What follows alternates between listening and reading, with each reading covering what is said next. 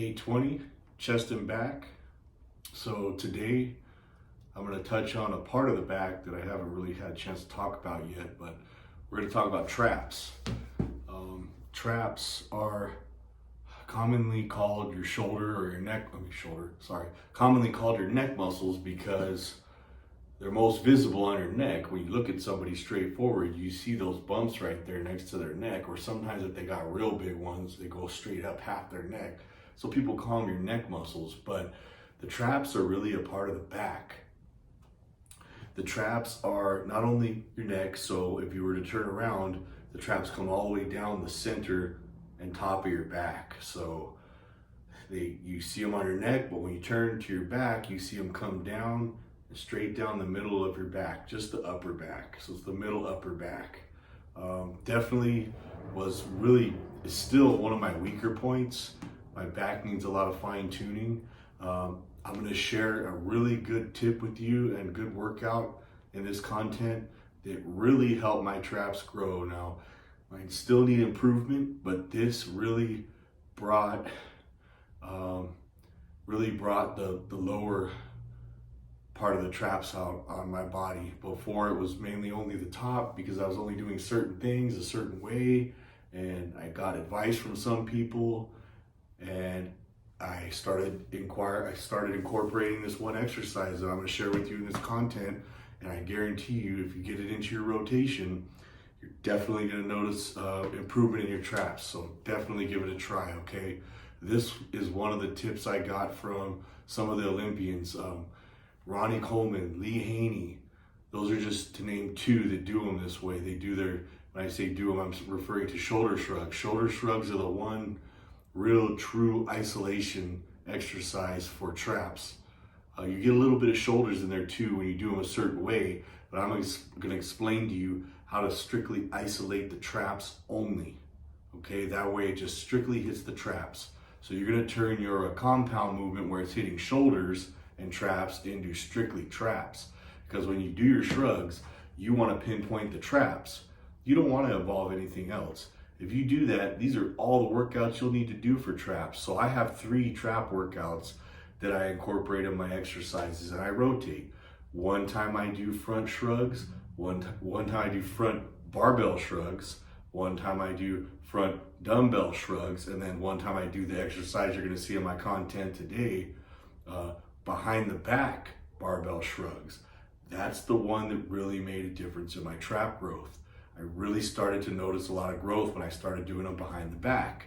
That's the one that Ronnie Coleman, Lee Haney, a lot of the other Olympians do. And I picked that up strictly from watching YouTube. I started incorporating it back when I was working out at home.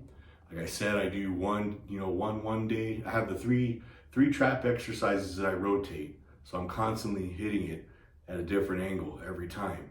Just keep going down the 3 exercises. So let me first explain the proper way to do a front trap exercise, which I will show in another video, okay? So a common misconception, in my opinion, and this is strictly my opinion, some people may argue with this, but people always do their shoulder shrugs standing straight up and down, and they lift the shoulders up and they go down, okay?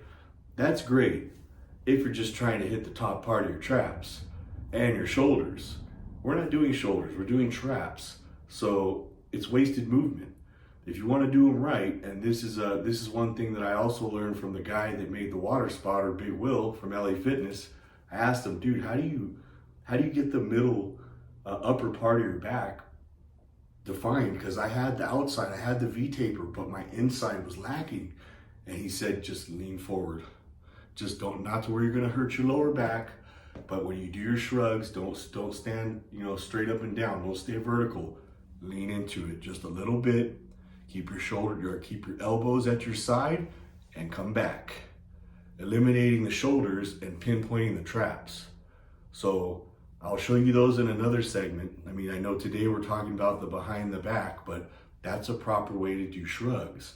You want to keep the elbows in, lean forward, and bring the elbows back. You'll feel your traps, the whole thing just activate. It takes the shoulders out of it and goes strictly to the traps, as opposed to straight up and down going like this. It's wasted movement, okay? Lean forward just a little, tuck the elbows, bring them back. Okay? I guarantee you, if you do them that way, you'll notice a huge difference in your trap growth. I still need some work on my lower traps, but there's always room for improvement. I think maybe I need to go a little bit heavier on them, maybe that's why.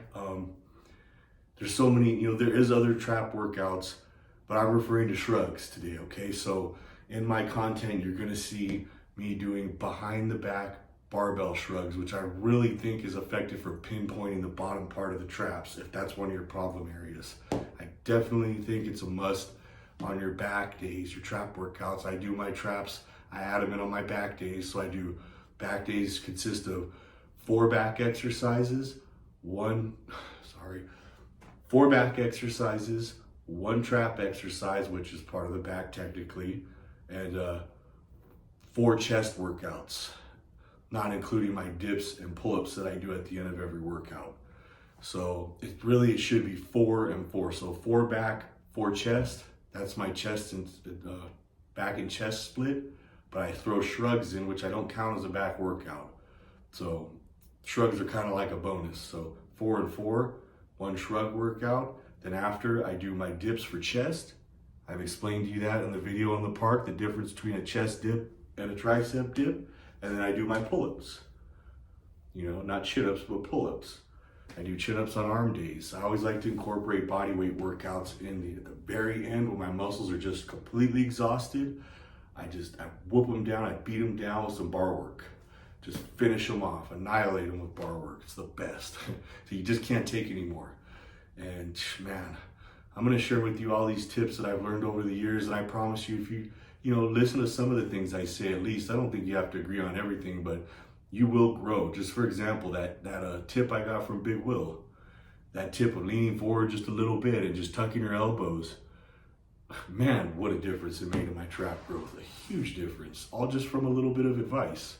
I never would have known unless somebody shared it with me. So here I am sharing it with you. So today in the content, just notice how I do my behind the back barbell shrugs.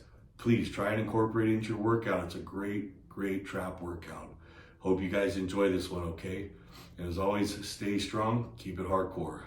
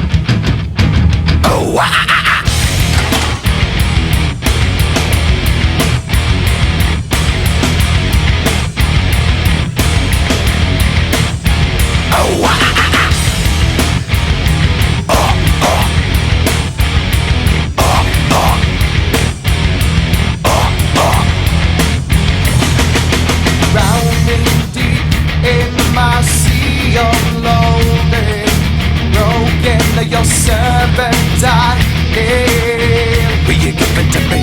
It seems what's left of my human side is slowly changing in me. Will you give it to me? Looking at my own reflection, when suddenly it changes, violently it changes. Oh no, there is no turning back now. Woken up the demon, the enemy. Get up, come on, get down with the sickness. Get up, come on, get down with the sickness. Get up, come on, get down with the sickness. Open up your hate and let it open to me. Get up, come on, get down with the sickness. You mother, get up, come on, get down with the sickness. You fucker, get up, come on, get down with the sickness. And this is the gift that has been given to me.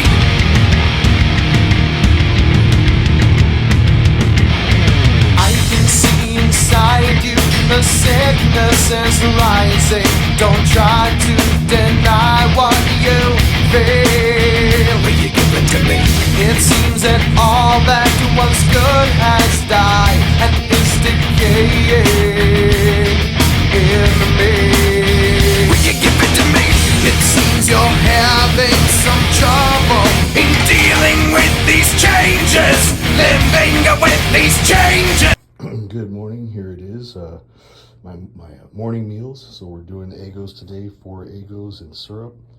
We got this one for our second meal, which I like for a quick and easy meal. 2 of the easy macaroni and cheese. They don't quite taste the same as the other one. They don't have all that yummy butter or margarine in it, but it does the trick. For 11 o'clock, so we got, 5:15 now, our Eggos, and we have 8 o'clock, our macaroni and cheese. Then 11 are 10 pounds of chili and rice. Again, if you're having trouble eating that, if you're slowing down like I am towards the end, probably about 3/4 of the way, sips of water will help you get it down. You know that point where you're just chewing and you can't swallow because you're too full? Just sips of water help wash it down. What's that right there? A bingo card. That's right, we're playing bingo here at work. Shout out to our HR department, Roxy Bear, from a rhino to a bear. Thank you for keeping this work environment a fun and happy and welcoming place, and just making it a good time for everybody to be at work. Also to her assistant, Catherine, you guys are awesome. Thank you. I got to get on with my day here, so yeah, I'll check in with you guys later. Here we go. It's 3:52 right now. Working on meal number 4. I try and eat my 4th meal between 4 and 5. So an important thing about the meals, I think, is to just like it's part of your regimen now, right? Eating 5 meals. I think it's important to, if you can, time them out.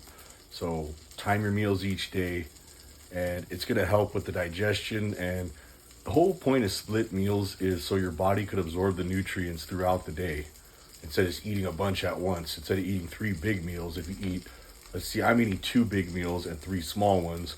So my body's absorbing the calories at a better pace, and it's absorbing them, metabolizing them properly. That's the point of spreading out your meals. So I'm trying to time them out, so I eat them at the same time every day, so my body gets used to it. I'm starting to get used to it. I'm not completely used to this much food, but I'm starting to get more used to it.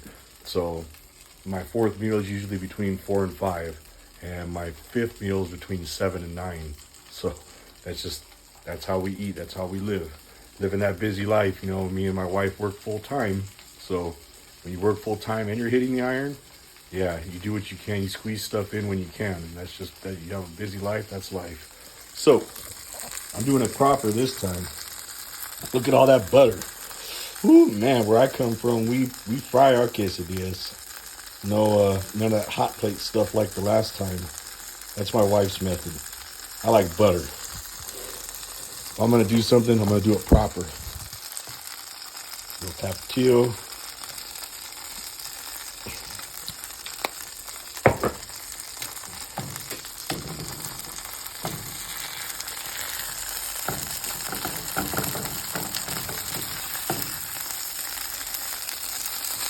There you go.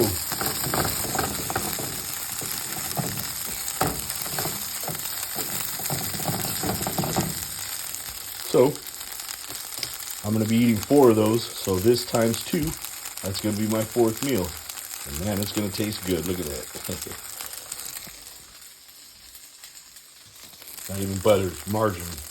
A good friend of mine, Matt Thompson. Shout out to you, Matt Thompson. He told me that margarine is 1 chemical away from plastic. Guess what? I believe him. It probably is. So here's to 1 step away from 1 chemical away from plastic. All right. I'll fry up 2 more of those, take them down, and that's going to be my 4th meal. Catch you on the next one. All right, so I just wanted to go through my acne prevention protocol. Told you guys I was going to show you the whole thing. So this is all the stuff that I take to be proactive about at least preventing acne and at least keeping it down, because as a bodybuilder, just someone into fitness, you sweat a lot. And when you sweat a lot, what happens? You get clogged pores. And clogged pores are the #1 cause of acne. There's different types of acne. I tend to get the kind from clogged pores, and it's from sweaty body from working out a lot. So if you follow this acne prevention protocol, it probably won't 100% get rid of it. Actually, I know it won't, but it'll help fight any breakouts you have, and it'll keep it to a dull roar, okay? So this is what I do. So you're definitely going to want, you know, a scrubber ball to exfoliate in the shower. These are great. And you're going to want a back scrubber. Now, these are hard to find. They're very hard to find in the store. Yolanda bought me this one at Target. It's perfect. Usually you could find the ones with the wooden handles. I don't like those. I like the plastic handle because the wooden handles get mold. The plastic do not. And these ones last a really long time. Stay mold free. So you're going to need this to scrub your back because that's one of the problem areas I have is my back and my chest. Then you obviously have your Neutrogena, zoom in here, Neutrogena pink grapefruit body wash with salicylic acid, which is going to help dry out the acne, and it's going to just help unclog the pores. So that, you want to use that every day on your chest, your back. I use soap on the rest of my body. I guess I could have took out my soap too, but for soap, I use what Dave Palumbo recommended. He recommended Dial, the orange or the white kind. I like the orange kind. So between my body wash that I use on my chest and my back, mainly that's what I use this for. The rest of my body I wash with plain old orange antibacterial Dial. Okay, so after you scrub, when you get out of the shower, you're going to want to use an astringent on any breakouts you do have. I highly recommend this one. And guess what? You can only find it in one place. At least the yellow one, the original formula. You could find the blue one, the sensitive skin, in different places. For some reason, this original formula is very hard to find. The only place I'm able to find it is Rite Aid. But this one is much more effective than the sensitive skin. It's stronger, and it really, really works. This is a good product. So Seabreeze original formula. They only carry it at Rite Aid. It's the only place I could find the yellow one, the original. The blue one, the sensitive skin, they have all over the place. So that's great for aftercare. You know, this is the final step. This is after you get out of the shower. You use this on any breakouts you do have. It'll dry them out, help shrink up, and go bye-bye. Like I said, Yolanda does my back. It's one of my problem areas. You can't do it on your own back. And then like we spoke about before, so collagen, you should take this at least once a day. This one's a good brand. I get it at Costco. It's affordable, has biotin. It helps with my hair growth and my acne. It helps keep the skin very resilient. So any breakouts I do get, they heal faster and less chances for acne scars. And of course the cotton balls to go with the astringent. So that's my acne prevention protocol. And it works pretty good. It took me a while to develop it because you try so many different things. And eventually you try little things that work and you come up with your solution. Mark Plumer, who is one of my favorite influencers. He's from Canada. He has a product called Acne Attack Skincare. It's supposed to be a great product. It's a charcoal bar. I've never tried it. I bet you it probably does work well though, so you might want to check his stuff out if you have an aggressive case of acne. That stuff's supposed to really help. It's an Acne Attack Skincare by Mark Plumer. He's an influencer out of Canada. So if you want to try something more aggressive than this method, because this is, you know, fairly aggressive, but not as aggressive as a charcoal bar. Charcoal bar is probably going to exfoliate really well. And I know some of his other products have witch hazel in it, which his astringent, I think, has witch hazel. So that should work as well, too. So you might want to check out those products if these ones don't turn you on. Yeah, that's my protocol. I guess I'll show you the hair loss protocol another day. We'll throw that in another day.